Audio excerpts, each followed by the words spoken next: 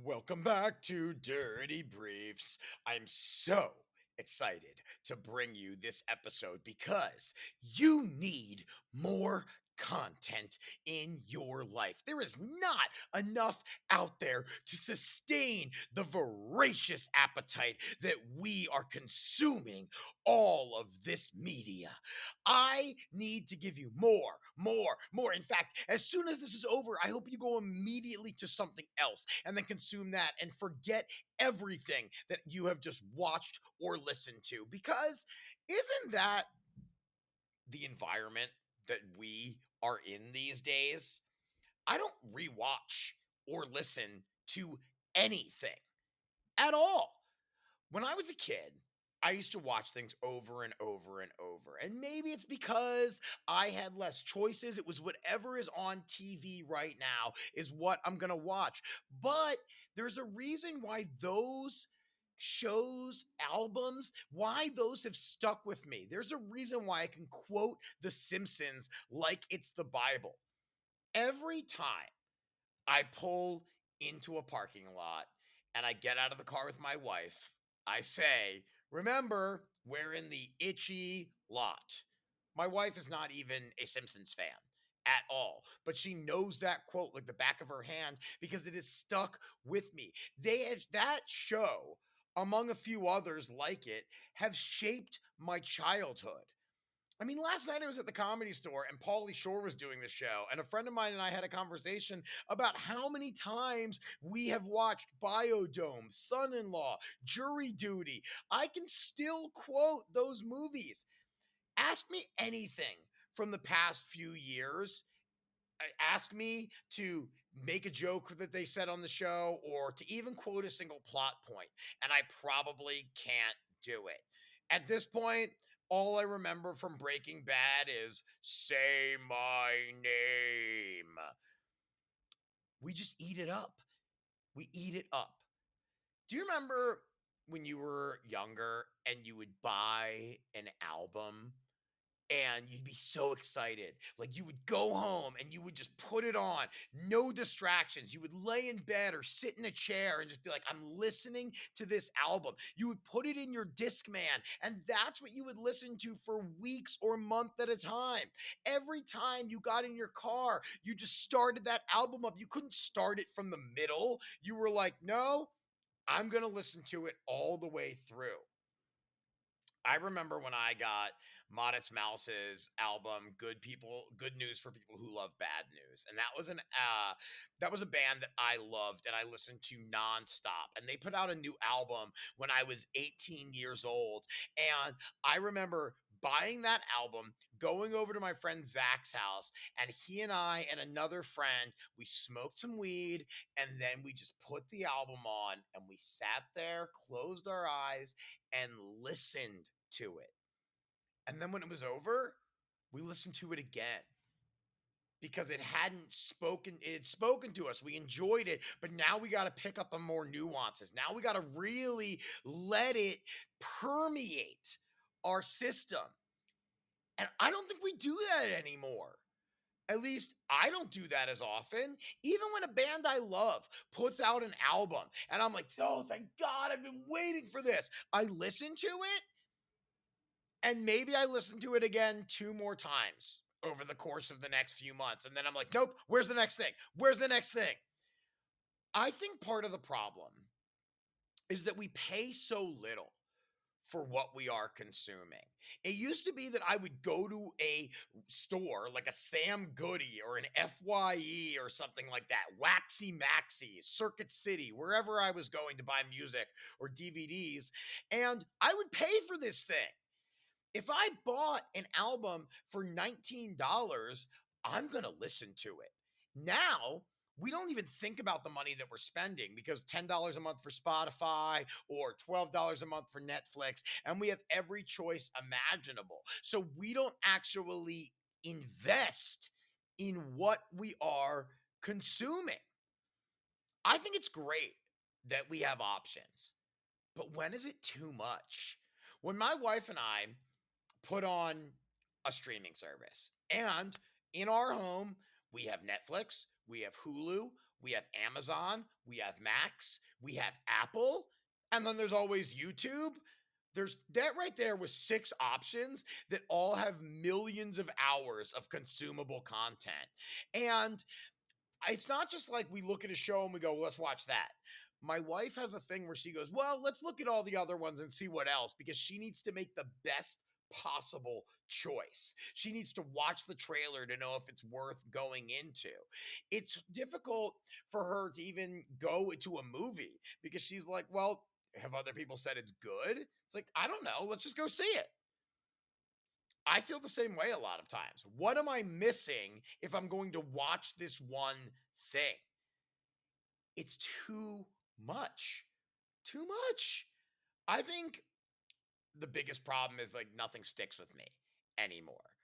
And that's what I was kind of going into before, is that there are entire series that I've watched, and then when people bring them up, I'm like, oh, I totally forgot I watched 4 seasons of that show.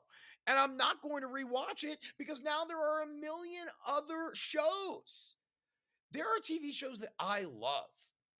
Bob's Burgers, great example. I love that show. I've watched almost every single episode. How many times have I rewatched an episode? 2 or 3, and that's because I was on the road and it came on when I was in a hotel room.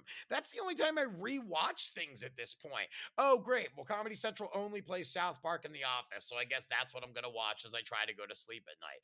I watched Back to the Future 2 this past weekend in a hotel room, and that's a movie that I've seen probably 15 times in my life. At this point, unless you're a little kid and your parents are just putting the same thing on again and again and again, is any child rewatching stuff? I think about this because when I put out a piece of content, especially if it's something significant, like my last album, or, I'm about to work on a new special, people are going to watch it and they're immediately going to forget it. Is there a way that I can break through the mold for them to say, wow, I have to rewatch this again? I need to get my friends, my family together, and we need to all watch this thing. And then we need to sit and we need to talk about it. Is there a way to do that? Or am I just dreaming a little too big and I just have to accept that people are going to watch it and then immediately forget about it, no matter how good it is? That's, I think, the biggest thing. It doesn't matter how good something is. When there are a million more things to watch, why would you rewatch something that you already consumed? Why are you going back to the all you can eat content buffet for the exact same dish when there are all these other cuisines that you can ingest? Part of me thinks it's because I'm an adult. Like, is this just what happens when you're a kid? You have all the time in the world to come home and just watch Baywatch. I used to watch so much Baywatch, by the way. I keep saying, watch, Baywatch. I've seen every episode of Baywatch probably 6 times because for a few years, I watched it every single day. And I don't think I would ever do that at this point. Is Baywatch even a good show? I don't think so. But to, a 8, 9, 11-year-old kid, yeah, there's hot people running down a beach and that's great content for me. But now as an adult, I have actual responsibilities to think about. And I think that is what takes me away from rewatching anything. When someone says a quote, they're like, "Oh, you don't remember that moment?" I'm like, "No, I don't." I watch a TV show and then I immediately put on another TV show. It doesn't stick with me. Thank God for series recaps. Thank God for Remember Last Season, because sometimes when they show a season of something, when I watch that, if the next season isn't available yet, in between, I will watch hundreds of hours of other TV shows. And by the time the series I was watching comes back, I don't remember it anymore. I have no idea what was happening. I don't know any of the plot points that have carried me through to where we are now. So I need to watch an entire recap just to remind me of what I saw. And then I'm like, what was that scene? I don't even remember that happening. Maybe it is because I have more responsibilities at this point in my life. Maybe I'm not supposed to remember every single thing that I watch, or maybe we need to spend more time with the content that we are consuming. Maybe we need to listen to an album 5 or 6 times to truly resonate with the message, with the sounds of how good it is. How many times in your life have you heard certain songs or certain albums that stick with you? When was the last time an album made you really feel something to the point where you're like, I'm going to listen to this again and again and again until it is a permanent part of my psyche? Or are you just going to say, great, I listened to that. It was good. Now on to the next thing. Give yourself time to sit with the things you consume. Because I'm not going to tell you to stop watching or listening to so many things. That's just unreasonable. It's not going to happen.